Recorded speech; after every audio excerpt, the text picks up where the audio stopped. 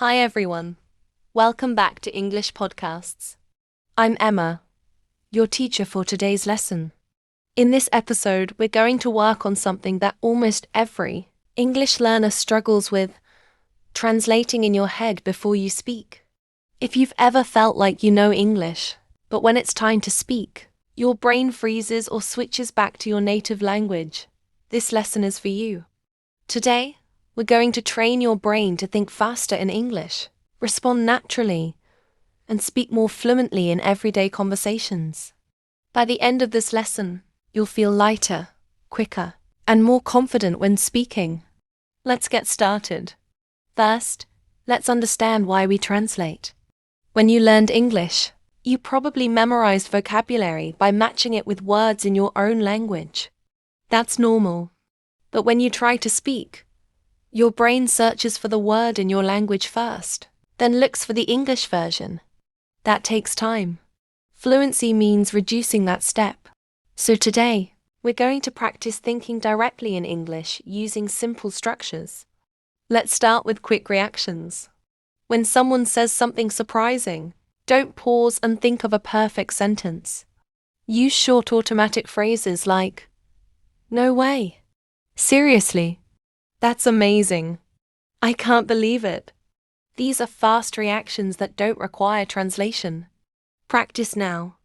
Imagine your friend says, "I just got promoted." Say out loud, "That's amazing." "Congratulations." Say it again with energy. Good. Notice you didn't need to translate. It's automatic. Now let's move to simple opinion structures. Instead of building long, complicated sentences, use easy frames like, "I think," "I feel like," "in my opinion," or "for me." These are powerful because they give you a starting point. Imagine someone asks, "Do you like working from home?" Respond quickly, "I think it's convenient," or "For me, it's more comfortable." Practice saying both sentences out loud. Keep it simple. Fluency is about speed and clarity, not complexity. Now let's train your brain with everyday questions. I'll ask you something. Answer immediately without overthinking. "What did you eat today?" Answer out loud. Keep it simple. "I had." Good. "What do you usually do after work?" Answer quickly. Don't translate. Just speak. "Where would you like to travel?" Say the first place that comes to mind. This exercise teaches your brain to respond, not analyze. Now let's talk about conversation fillers. Native speakers use fillers to buy time while thinking. Instead of freezing, say, "Let me think. That's a good question." "Well," or "I've never thought about that before." Imagine someone asks, "What's your biggest goal this year?" Instead of panicking, say, "That's a good question. Let me think for a second." That gives your brain time to prepare the next sentence in English. Practice now. Say, "That's a good question." "Let me think." Excellent. Now let's practice storytelling without translating. When telling a story, use simple time connectors like first, then, after that, finally. Imagine you're describing your morning. Say, "First, I woke up. Then I checked my phone. After that, I had breakfast. Finally, I left for work." Notice how simple and structured that is. No complicated grammar. Just sequence. Now let's train natural responses in daily conversations. Someone says, "I'm really tired today." You respond, "Yeah, I know what you mean." Or, "Same here." Or, "It's been a long day." Someone says, "I'm thinking about starting a new hobby." You respond, "That sounds interesting." Or, "What kind of hobby?" Or, "You should go for it." Practice these responses out loud. The goal is speed, not perfection. Now let's talk about thinking in English during daily activities. When you wake up, describe what you're doing in English. "I'm brushing my teeth." "I'm making coffee." "I'm getting dressed." This trains your brain to connect actions directly to English words without translation. Let's do it now. Look around you and describe 3 things in English. Say them out loud. Good. Now imagine you're at a cafe. Practice ordering naturally. Instead of translating a long sentence, use simple patterns. Can I get a latte, please? I'd like a sandwich. That's all, thank you. Say it now. Can I get a coffee, please? Perfect. Fluency grows when phrases become automatic. Now let's practice handling conversations when you don't understand something. Instead of freezing, say, "Sorry, could you repeat that?" Or, "I didn't catch that."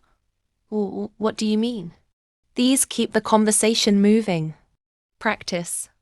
"Sorry, could you say that again?" Excellent. Now let's simulate a short real conversation. You. Hey, how's your day going? Friend. Pretty busy. You. I hear you. It's been busy for me too. Friend. I can't wait for the weekend. You. Same here. Do you have any plans? Notice how short and natural each sentence is. Now let's work on reducing mental translation by limiting vocabulary. Yes, limiting. Many learners try to use advanced words and get stuck. Use simple English well. Instead of saying, "I am extremely exhausted due to occupational responsibilities," say, "I'm really tired because of work." Simple is powerful. Practice simplifying this sentence. I was unable to attend because I had another commitment. Instead say, "I couldn't come because I was busy." Much easier. Fluency loves simplicity. Now let's practice emotional expressions. Happy. I'm so excited. Nervous. I'm a bit nervous. Confused. I'm not sure. Frustrated. That's annoying. Surprised. No way. Say each one with emotion. This builds confidence and natural rhythm. Now let's do a rapid response round. I'll give you a situation. Respond immediately. Your friend got a new car. React. You forgot your friend's birthday. Apologize. Someone thanks you. Respond naturally. You're running late. Explain quickly. Keep your responses short and clear. Now let's practice thinking in English about the future. Instead of building complicated structures, use I'm going to, I'm planning to, I hope to. For example, I'm going to start exercising. I'm planning to save more money. I hope to travel this year. Say 3 future plans out loud right now. Good. Now let's practice confidence in social situations. You meet someone new. You say, "Hi, nice to meet you." They ask, "What do you do?" You respond simply, "I work in marketing." Or, "I'm a student." Keep it short. They ask, "How long have you been doing that?" You answer, "For about 3 years." Simple. Confidence is calm, not complicated. Now let's train your brain to stop translating by shadowing. Shadowing means repeating immediately after hearing something. I'll give you a sentence. Repeat it quickly. I'm trying something new this year. Repeat. It's not a big deal. Repeat. I'll figure it out. Repeat. Shadowing builds automatic speech patterns. Now let's do one longer role play. Imagine you're meeting a friend for coffee. You. Hey. Long time no see. Friend. I know. It's been busy. You. Yeah, same here. How's everything going? Friend. Pretty good, actually. You. That's great to hear. Keep it flowing. No translating. Just responding. Now here's an important mindset shift. Fluency isn't about speaking perfectly. It's about continuing even if you make mistakes. If you forget a word, explain it differently. For example, if you forget umbrella, say, "The thing you use when it rains." Communication matters more than vocabulary. Let's practice describing without the exact word. Describe a refrigerator without saying refrigerator. Describe a teacher without saying teacher. Describe a phone without saying phone. This builds flexible thinking in English. Now let's finish with one final confidence exercise. Situation 1. Someone invites you to a party. Accept naturally. Situation 2. You're tired and want to leave early. Excuse yourself politely. Situation 3. You don't understand a joke. Ask for explanation. Situation 4. You're excited about good news. React strongly. Situation 5. You're unsure about a plan. Express hesitation politely. Respond to each one out loud. Remember, the secret to thinking in English is daily exposure and daily speaking. Even 5 minutes of talking to yourself in English changes your brain over time. Describe your day. React to imaginary situations. Practice short responses. Use simple sentences. Fluency grows from repetition and courage, not perfection. Thank you so much for listening to English podcasts. I'm Emma, and I hope today's lesson helps you stop translating and start speaking more naturally. If you enjoyed this episode and want more practical English training, follow our channel so you never miss a lesson.